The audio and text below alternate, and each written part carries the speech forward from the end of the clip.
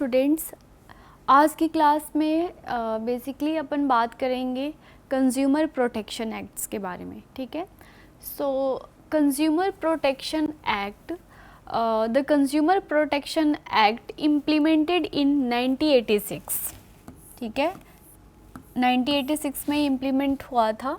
ठीक है, but this act was introduced in, इस एक्ट को जो है इंट्रोड्यूस्ड किया गया है लोकसभा ऑन 8 जुलाई 2019. ठीक है, ये इम्प्लीमेंट तो हो गया था 1986 में, बट इसके अंदर मतलब कुछ ना कुछ चेंजेस हुए और ये प्रॉपर वे में जो है इस्टेब्लिश किया गया है 8 जुलाई 2019.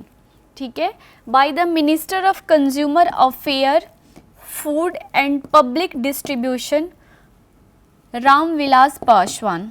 ठीक है, ये जो मिनिस्टर हैं रामविलास पासवान, इनके थ्रू, इनके द्वारा जो है ये 8 जुलाई 2019 में कंज्यूमर प्रोटेक्शन एक्ट को जो है बेसिकली इस्टेब्लिश किया गया. ठीक है.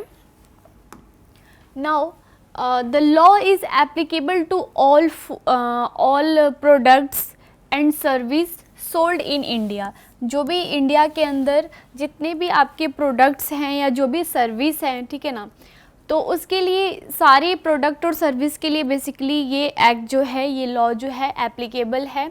Whether they are manufactured in India, जो भी प्रोडक्ट्स आपके मैन्युफैक्चर हो रहे हैं इंडिया में और इम्पोर्ट हो रहे हैं फ्रॉम एब्रोड. ठीक है ना, एब्रोड में जो भी प्रोडक्ट आपका इम्पोर्टेड हो रहे हैं, तो उन सब के लिए बेसिकली जो है ये एक्ट जो है एप्लीकेबल है.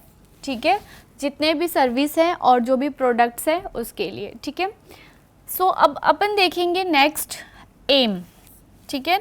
So the law aim to protect consumer unfair trade. ठीक है, जो भी कंज्यूमर हैं उनके साथ किसी भी तरह से अनफेयर ट्रेड प्रैक्टिस नहीं हो, किसी भी तरह से फॉल्स एडवर्टाइजिंग किसी भी प्रोडक्ट का नहीं हो, बेसिकली जो भी डिफेक्टिव प्रोडक्ट्स है उसकी भी जो है एडवर्टाइजिंग नहीं हो. तो इन सब से जो है बचाने के लिए बेसिकली इस एक्ट को जो है इस्टेब्लिश किया गया है 2019 में. ठीक है, तो ये इसके मेन उद्देश्य है इस एक्ट के कि to protect consumer unfair trade practice, false advertising and defective products and we can say defective service. ठीक है, तो इन सब से जो है जो भी कंज्यूमर हैं बेसिकली उनको बचाया जा सके, इसलिए इस एक्ट को जो है इस्टेब्लिश किया गया. ठीक है. Now next is complaint file. ठीक है, अगर किसी भी सर्विस या गुड्स के लिए अगर आपको कंप्लेंट फाइल करना है तो वो आपके डिस्ट्रिक्ट लेवल पे भी एक कमीशंस बनाई गई है, स्टेट लेवल पे भी एक कमीशंस बनाई गई है और नेशनल लेवल पे भी एक कमीशंस बनाई गई हैं. ठीक है. सो डिस्ट्रिक्ट लेवल पे अगर आपको किसी भी गुड्स और सर्विस के रिगार्डिंग किसी भी तरह से कोई कंप्लेंट है तो उसके लिए डिस्ट्रिक्ट कमीशंस के पास आप जाएंगे. ठीक है ना. One can file a complaint, जैसे कि आपको कंप्लेंट फाइल करनी है तो district commission when the value of जो भी आपके गुड्स है उसकी वैल्यू और उसके गुड्स की सर्विस अगर लेस देन, ठीक है ना, लेस देन कितना होने चाहिए, 20 lakhs. ठीक है, 20 lakhs है तो तभी आप उसको क्या कर सकते हैं, उसके रिगार्डिंग कंप्लेंट फाइल कर सकते हैं. ठीक है ना, for which complaint is to be filed. ठीक है, कंप्लेंट तभी आपका फाइल होगा जब आपका जो भी गुड्स या सर्विस की जो मतलब उसकी जो उससे रिलेटेड जो मनी है वो आपका बेसिकली कितने होने चाहिए, 20 लाख से कम होने चाहिए. ठीक है, तो आप डिस्ट्रिक्ट लेवल पे आप इसके लिए कंप्लेंट कर सकते हैं. ठीक है.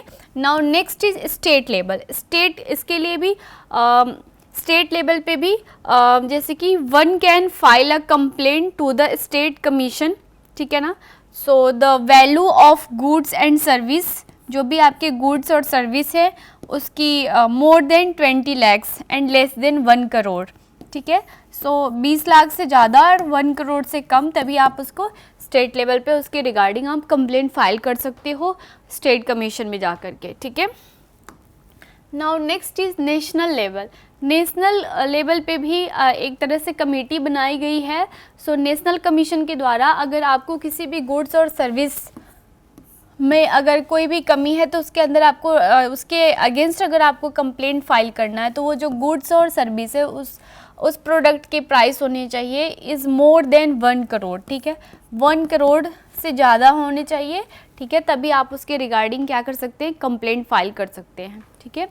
तो ये चैप्टर जो था आपका कंज्यूमर प्रोटेक्शन एक्ट आज की क्लास में कंप्लीट हो गया है। नेक्स्ट क्लास में अपन पढ़ेंगे disaster management act. Thank you.